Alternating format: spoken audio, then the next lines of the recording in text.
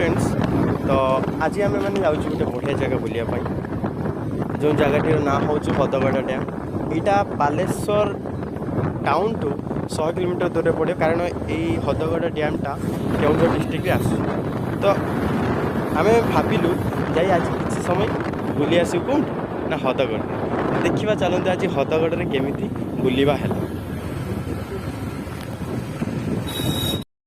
तो फ्रेंड्स मु आपण मानक जमी कहूली जगह जिते सुंदर होता वास्तव में ताठू आहरी अधिक सुंदर आपण मैंने देखिपे। तो आपण मानकर जदि प्योर ऑक्सीजन सहित किसी गोटे नेचुरल व्यू नबार अच्छी ताले मु रेकमेंड करी जे आपण मैंने हदगड़ निश्चय थे जातु।